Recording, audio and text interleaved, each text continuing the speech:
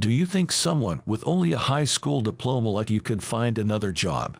Miss Anderson said that, looking down on me. I calmly stated the facts. About that, actually, I'm about to become the head manager at your workplace. What? What do you mean? Miss Anderson was shocked, but this was undeniably true. My aspiration to work in department stores stems from my experiences during my childhood. I was very close to my grandfather and was heavily influenced by him, as he was a department store manager himself. My name is Cody Green. I'm a 24-year-old working professional. By the way, I'm single and don't have a girlfriend. Currently, I work at a large department store. I started working there right after high school, so this is my 6th year in the workforce. When I tell people I work in a department store, some sees as an easy job, but it's not. Working in a department store actually requires a lot of skills. This could be said for most service industries, but dealing with difficult customers and unreasonable complaints is a daily occurrence. The more customers that visit, the more likely it is that problems will arise. To always provide excellent customer service, it's essential to continuously improve product knowledge and conversation skills.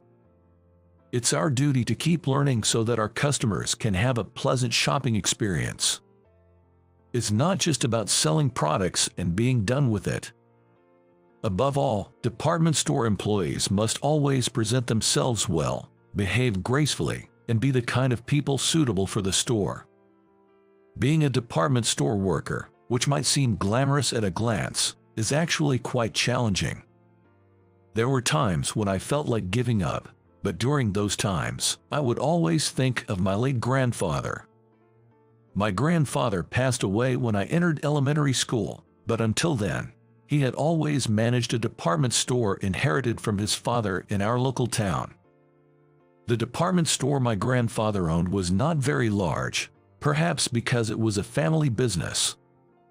However, with the expertise he'd accumulated over the years, it was always bustling and beloved by the locals. With its glitzy displays and the constant stream of people, the department store always felt like a vibrant festival.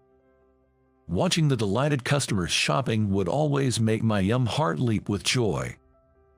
I loved the special atmosphere of the store, filled with my grandfather's touches. Whenever I had the chance, I used to visit the department store. My grandfather, always in a sharp suit and efficiently managing his tasks, radiated a youthful energy despite his age. Even though he was the owner, he never acted arrogant. He always humbly went to the sales floor himself and took the lead in handling challenging tasks. Seeing his dedication, the other employees had a strong trust in him. The positive atmosphere in the department store was largely due to my grandfather's character. Things were usually peaceful, but one day, an incident occurred. A customer came forward, mentioning there was a shabbily dressed mother and child in the food court.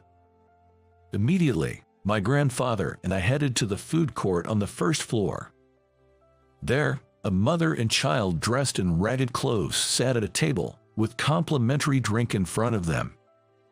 The pair consisted of a mother, who looked to be in her 30s, and a young son about the same age as me at that time. Even from a distance, it was clear that they were both exhausted. The other customers around were also a little rustled, with uneasy expressions. The mother must have sensed this too. She was looking down and blushing with embarrassment. One of the ladies whispered to my grandfather, "Could you please ask them to leave?" Upon hearing this, my grandfather slowly approached the two. Seeing him approach, the mother and son looked scared, probably thinking they'd be reprimanded for not ordering any food. But my grandfather, with a gentle voice meant to ease their tension, said to them, "I'm so sorry for the wait. You're here for the interview, right? The interview room is right this way. Please follow me." "Huh?" My grandfather said this, causing the mother to widen her eyes in surprise. Of course, it was the first time my grandfather met her, and there was no real interview scheduled. but he acted quickly to ensure the two of them wouldn't attract any more attention from curious onlookers. Leading them with a professional air, he guided them to the reception room, saying, "Right this way." Once in the reception room, he offered the mother and child drinks and a variety of snacks. Upon asking the mother her name, it was revealed that she was named Karen. And apparently, her son, named Taylor, was around my age. Taylor seemed quite hungry, his eyes shining at the sight of the snacks. Karen apologized profusely to my grandfather. "I'm so sorry for coming to the department store looking like this. We've startled other customers and caused a nuisance." Despite her disheveled appearance, Karen's demeanor and way of speaking were surprisingly refined. Both my grandfather and I were taken aback. Taylor also began to eat the snacks neatly after saying thank you. This parent and child seemed to have proper manners and social skills. "It's no trouble at all, but if you don't mind sharing, is there something difficult going on?" "Well, my husband was abusive, and I managed to escape with my child. Daddy was really scary." "That sounds tough," I said to Taylor, feeling sympathetic even at his young age. "At first, we stayed in hotels to avoid sleeping outside, but we ran out of money, and that's why we were in the food court. I'm truly sorry. There's no need to apologize so much. We've had folks like you come into this department store before. In fact, I have some pamphlets from social services. Would you like some information?" Saying this, my grandfather handed her a brochure. Karen thanked my grandfather multiple times. "Thank you. I never knew there were shelters for women suffering from domestic violence. I think we'll seek help from them first." As Karen prepared to leave with Taylor, then my grandfather said, "Thank you so much for coming. And by the way, Karen, you passed the test." "Huh? What are you talking about?" My grandfather, with a smile, explained. "I'm talking about a job interview. If you're willing, I'd like to formally hire you as a full-time employee here." "Me, a full-time employee?" "Yes. In speaking with you, I see that you have a good interpersonal skill set. This department store also provides you with a uniform and a daycare service for your children. We would very much like to work with you." Tears filled Karen's eyes at my grandfather's words. She kept saying, "Thank you," with a voice thick with emotion. Even now, 20 years later, that moment remains vivid in my mind. I aspired to be just like my grandfather, a man full of integrity and justice, in that moment. Good morning. From that day on, Karen began working as a full-time employee at the department store. Though she looked worn out when we first met, once she applied some makeup and wore the store uniform, she looked entirely different. Karen turned out to be a stunningly beautiful woman. Her polished demeanor meant she quickly fit into her new role. Customers praised her for her pleasant customer service. With a stable salary, Karen's life began to stabilize. While she worked, Taylor spent his time in the daycare. I often played with him there. "Hey, Taylor, I'm sorry it's just hand-me-downs, but I'm giving you some clothes." Saying that, I gave my clothes to Taylor. I knew Taylor's family was still struggling financially, so I wanted to help out. My mom had suggested it. In reality, not only were there hand-me-downs, but also brand new clothes, but I kept that a secret from Taylor and his family. "Thanks a lot. My mom was saying we don't have many clothes, so this helps a lot." Taylor thanked me with a smile on his face. Just as his mother, Karen, was strikingly beautiful, Taylor too had a well-structured face and was quite handsome. I always enjoyed spending time with Taylor and wished every day could be like that. Unfortunately, that daily routine ended as soon as I started elementary school. 3 days after my elementary school entrance ceremony, my grandfather passed away. It was such a sudden departure that the whole department store was caught off guard. Initially, my dad took over the department store, but then a new problem arose.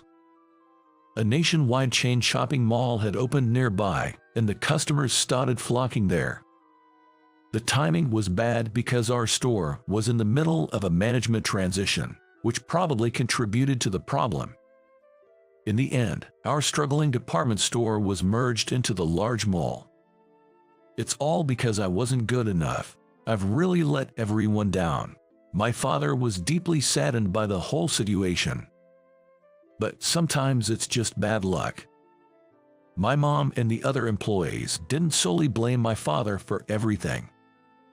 It's sad that the memories of the department store with my grandfather are gone, but sometimes you just have to accept fate. I tried to move on from the loss of Karen and Taylor by constantly reminding myself of that. Thanks to my father's connections, Karen got a full-time job at a department store in a neighboring state. Karen came to say her thanks when she was leaving. I can't thank you enough for all the help and for introducing me to my new job. No problem at all. You've contributed a lot to the department store. Wishing you the best in your new venture. I wanted to say goodbye to Taylor as well, but unfortunately, he wasn't there.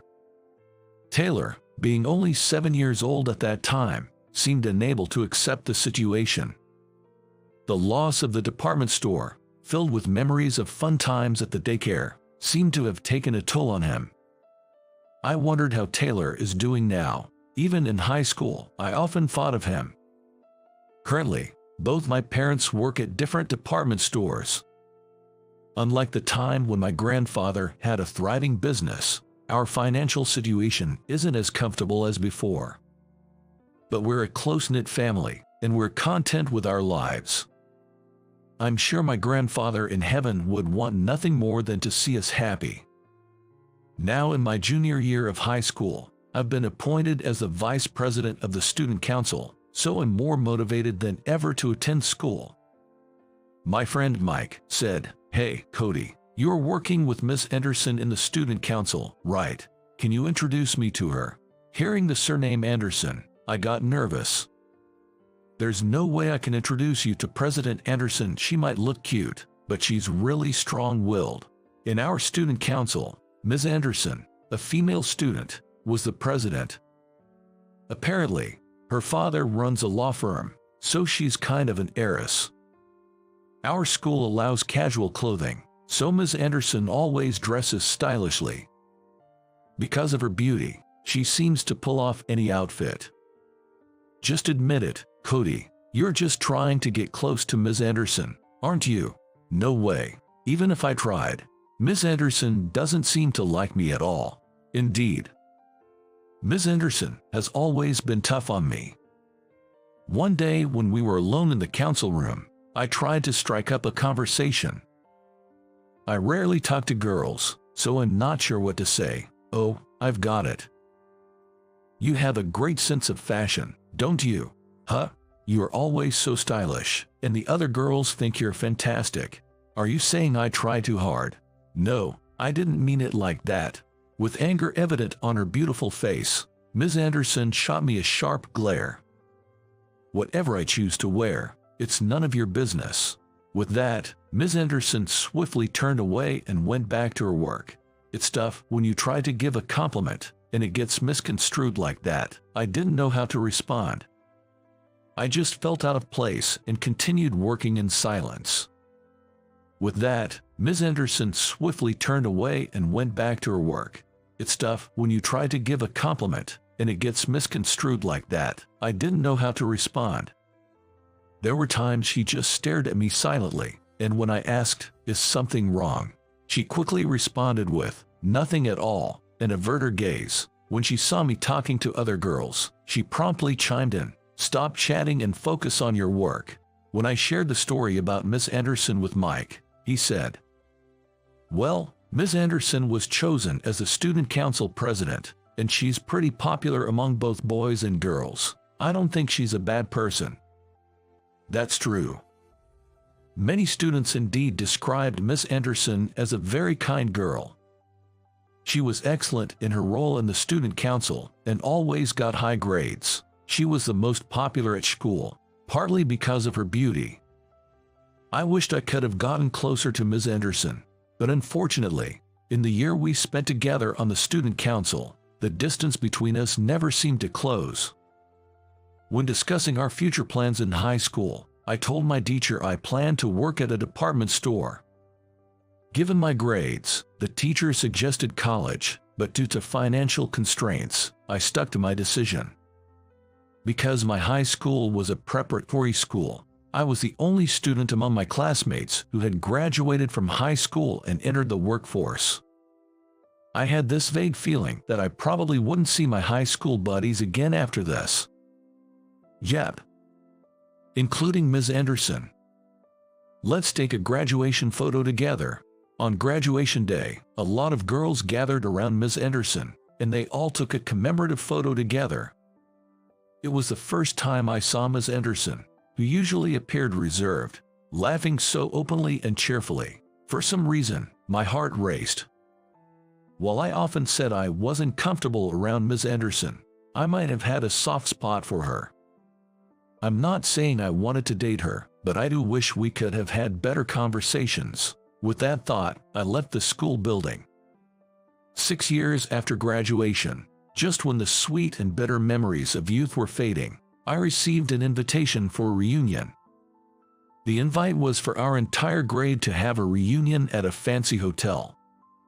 Looking at the invitation, I was surprised to see that Ms. Anderson was one of the organizers. Considering she was a beauty and came from a well-to-do family, I thought she must have gotten married by now, but her last name hasn't changed, and it seems she's still single. It's not like I'm going for Ms. Anderson, but I decided to attend the reunion anyway. And then came the day of the reunion. Heading to the hotel, there were far more attendees than I expected. Upon entering, I received a sheet listing all the participants from one of the organizers. The sheet had sections for current status, a message to your high school self, current occupation, and we could learn about everyone's recent life. Come to think of it, this questionnaire was in the invitation. I heard that it was Ms. Anderson's idea to have this survey and to distribute these sheets on the day. I was impressed by her ingenuity. Today, Ms. Anderson was naturally the center of attention, surrounded by many of our classmates and chatting happily. She looked even more stunning than before, elegantly dressed. "Wow, you work at that prestigious department store."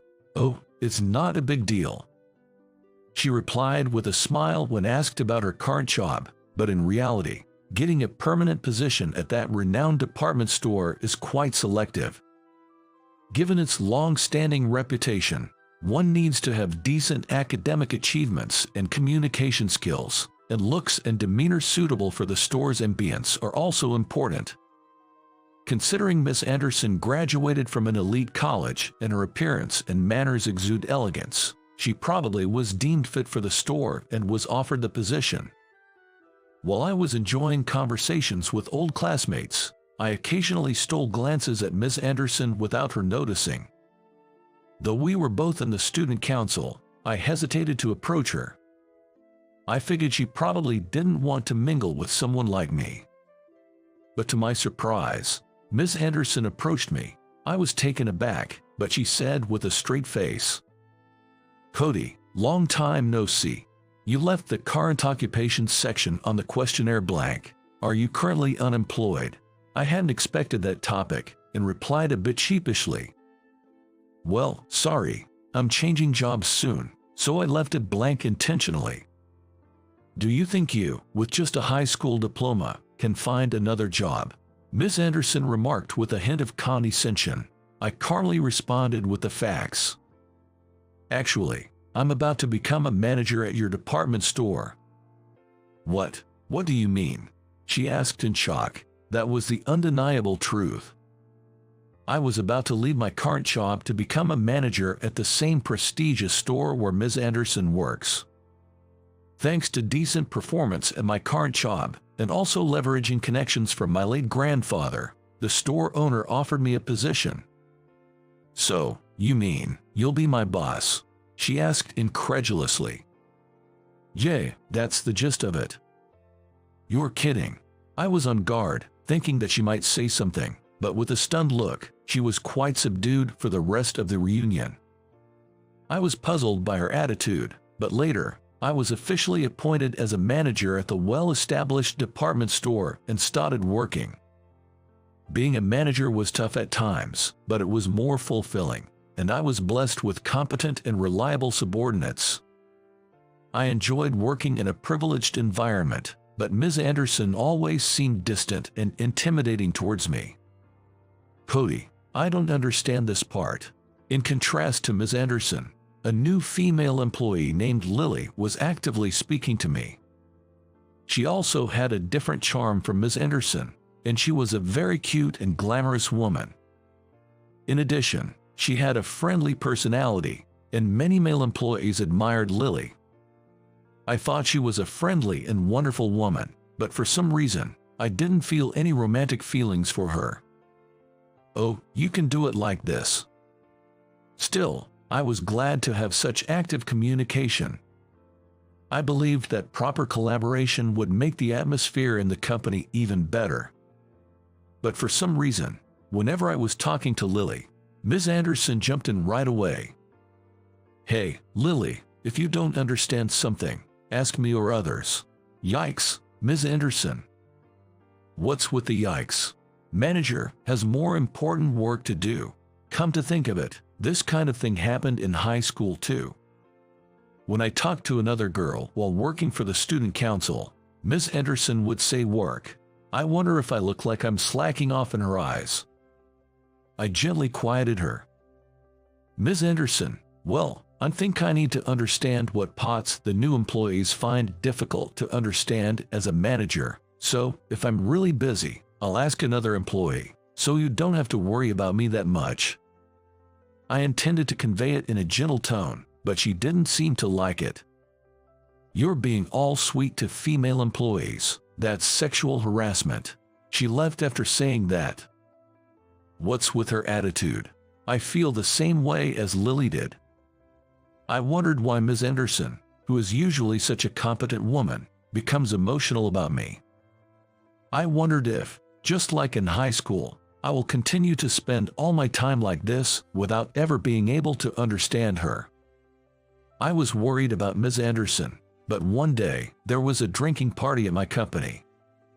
The first party was held in a serious atmosphere, but as it went to the second and third parties, members were divided by department, and before I knew it, I was having a third party with members of my department. Cody, please drink more. Oh, I'm good. Lily and almost everyone else was drunk, and they drank a lot and were completely drunk. But only Ms. Anderson didn't talk to anyone and was quietly drinking by herself. I was worried about her as a manager, and I couldn't enjoy drinking as I wanted to. I wonder why I'm so concerned about her. Let's stay together tonight. Lily, you're a little too drunk. With the help of alcohol, Lily approached me more aggressively than usual. I was wondering how to deal with it when suddenly Ms. Anderson started crying. Sob, sob. Ms. Anderson, are you okay? What is it?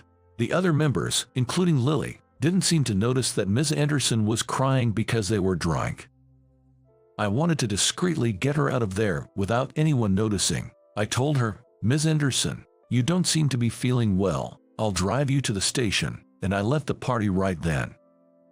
Everyone was already drunk, so when the two of us disappeared, nobody seemed to notice or care. I first took Ms. Anderson to a nearby park. I figured if we sat on a bench there, she might calm down for a moment. After handing her a bottle of water I bought, she took a sip and appeared a bit calmer. Ms. Anderson, what's wrong? Did something happen? As I asked this, she looked at me, her eyes filled with tears. I thought Lily would take you, Cody, from me, and it made me so sad. What? The fact that Ms. Anderson referred to me as Cody was so shocking. My mind went blank for a moment. And her revelation only added to my confusion. Ms. Anderson, are you drunk? Yeah, if I wasn't drunk, I wouldn't be able to express my feelings this way. Oh, the good old days, back when all we did was innocently play together.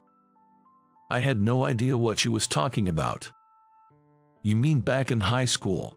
No, when we were much younger, when you and I were in preschool. Ah, it then hit me. I realized Ms. Anderson's first name was Taylor. I had always addressed her by her last name, but she was actually Taylor. But I remembered playing with a boy. Wait, but your surname was different, and besides, wasn't Taylor a boy's name back then? Back then we were Sopo. I had a short haircut and mostly wore hand-me-downs, so everyone thought I was a boy. I wanted to tell everyone I was a girl, especially after Cody gave me his old boy clothes, but it became even harder. Also, my mom remarried, so my surname changed. I couldn't believe it. The popular girl in school, Ms. Anderson, was that Taylor? I was dumbfounded for a moment. Now that I think of it, Ms. Anderson does resemble Taylor's mom. To think that Taylor had grown up to be such a beautiful and mature woman was all too shocking. Tears rolling down her face, she continued. Remember, I never said goodbye to you in the end when we were little. I understand now, as an adult, how heartbroken I was when our favorite department store closed down. I somewhat resented you and your parents. Ms. Anderson, I know it couldn't be helped, but in high school, I hated how I treated you so coldly. I wanted to come forward and say it's me, Taylor, but I didn't want you to see my weak side from back then. So, I dressed up and focused on my appearance. Now that we work together again, I still can't be honest with my feelings. It's pathetic, and that's why I broke down. I'm truly sorry. Taylor. For the first time in ages, I called her by that name. She looked surprised for a moment. I missed the department store owned by my grandpa too, but our friendship is forever, and the memories will always be with us. Nothing has changed between us. We can always start anew. Cody. Taylor called out my name and clung to me. As I embraced her, I realized just how much she'd struggled and suffered from her insecurities. That's why I wanted to cherish her, scars and all. I guess I was drawn to her because she was Taylor. From that day, we started dating and also built a great working relationship. I want to become a wonderful department store manager, just like your grandpa. Seeing Taylor say that with a smile, she truly shined. It must have been my grandpa's kindness that brought us back together.